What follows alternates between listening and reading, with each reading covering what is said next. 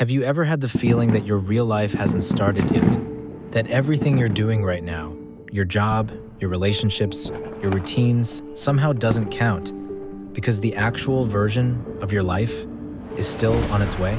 There is this strange feeling that one is not yet in real life.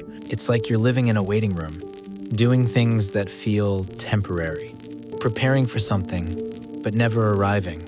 For the time being, one is doing this or that, but there is always the fantasy that sometime in the future, the real thing will come about. The common feeling that your life has not yet begun, that your present reality is a mere prelude to some idyllic future.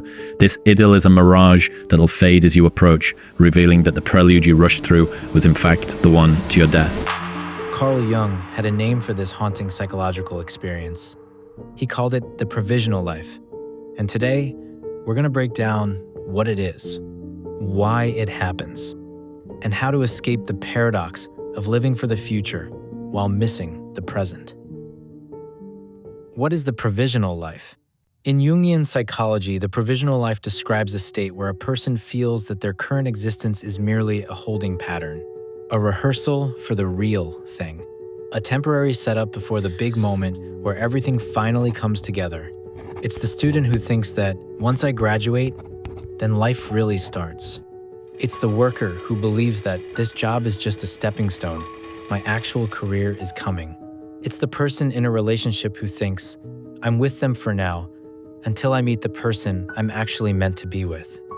And it's the creative who says, I'm doing this small stuff, but my true project, the one that matters, will happen someday. At the core of the provisional life is a psychological postponement, an unconscious refusal to commit to the present moment. Nothing feels solid. Nothing feels final. Everything feels like a draft. But here's the paradox. People stuck in the provisional life often wait so long for the future to begin that they end up never fully living at all. So where does this unsettling feeling come from? Why do we walk around feeling like life is on pause? Reason 1, the fantasy of the real life. Jung believed the provisional life forms when someone carries around a powerful, unlived life, a dream, identity, or path that they've never pursued, but also never abandoned. This unlived life becomes a kind of internal ghost, a shadow version of yourself that tells you your real life is out there. And because that imagined life always feels more meaningful and more authentic, the present reality feels flimsy by comparison. Reason 2, avoiding commitment. Another cause is a deep fear of committing to anything that feels permanent. If your job is temporary, then failure doesn't count. If your relationship is temporary, it can't hurt you. If your dream is in the future, it can't disappoint you. By keeping everything provisional, you protect yourself from the risk of choosing wrongly or losing something important. Reason 3, cultural and social pressure. Modern life is uniquely engineered to create the provisional life. We're told to optimize everything, level up constantly, always chase the next upgrade. We internalize the idea that there's an endless sense of not yet. Another cause is a deep fear of committing to anything that feels permanent. Reason 4, psychological disconnection. For Jung, the provisional life is ultimately a disconnection from the self, the deeper, integrated core of your personality. When you're out of touch with that inner compass, you feel like you're drifting. And if you're drifting, it's easy to assume that your life hasn't started yet because you're still waiting for direction. How the provisional life feels. Symptom 1, the someday thinking. You might constantly tell yourself, when I move, when I make more money, when I finish this project, when I meet the right person, then I'll start living how I want. Symptom 2, emotional flatness. Life feels muted, dull, like you're only half present, because deep down, you believe none of this matters yet.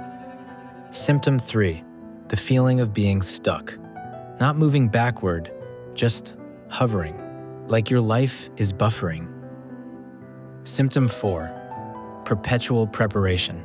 You're always getting ready, planning, imagining, strategizing, but rarely acting decisively. Symptom 5, a nagging sense of inauthenticity. You may feel like you're living someone else's life, or playing a role in your own story instead of actually writing it. Why the provisional life is a paradox. Jung called this a paradox because the person experiencing it is caught between two conflicting forces. On one hand, they feel a strong pull toward a meaningful future, a life that feels real and true. On the other hand, they're unable to move toward it because they treat their present existence as temporary. This creates a strange loop. Because life feels temporary, you don't fully engage with it. Because you don't engage, nothing changes. Because nothing changes, life feels even more temporary. And so you wait, and wait, and wait. The future remains a fantasy. The present remains a placeholder. And the longer you live in the provisional life, the harder it becomes to break free from the illusion that real life is still ahead of you. Escaping the paradox. So, how do you break out of the provisional life? How do you stop waiting and start living? Jung's answer isn't about productivity. It's not about hustling, setting goals, or forcing yourself to commit. It's about integration, connecting with the parts of yourself you've exiled into the future. Let's break down how to do that. Step 1. Name the unlived life. There is a version of yourself you've been carrying around, an ideal, a dream, a path that you haven't allowed yourself to pursue. Name it. Is it the artist you never let yourself become? The traveler? The entrepreneur? The independent version of you?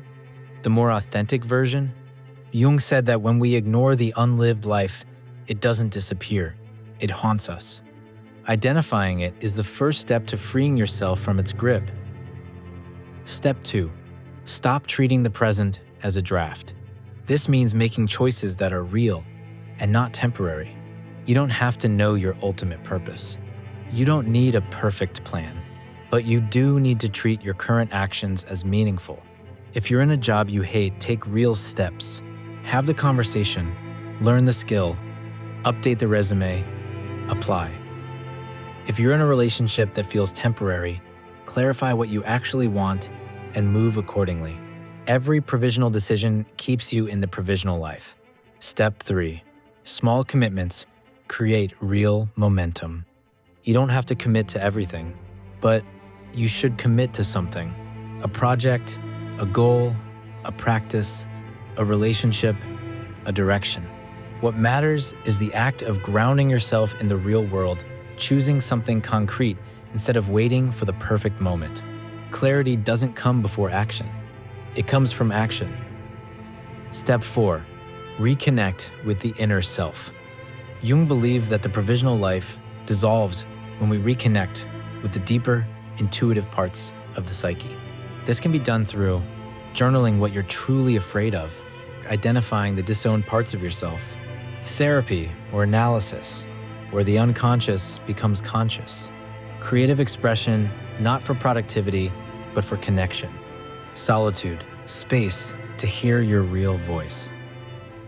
The more in tune you become with your inner self, the more real your external life begins to feel. Step 5. Allow life to begin now. The antidote to the provisional life is not a grand realization or a perfect epiphany. It's the willingness to let life start in its unfinished, messy, uncertain state. Life doesn't begin when everything is ready. It begins the moment you decide the present is worth living. That's when the spell breaks. That's when the waiting room doors finally open. The provisional life paradox is one of the quiet tragedies of modern psychology, the feeling of an entire life held back by the belief that the real thing is still ahead. But you don't have to wait anymore. Your life is not a rehearsal. It's not a placeholder. It's not a practice run. This right here, right now, is your real life.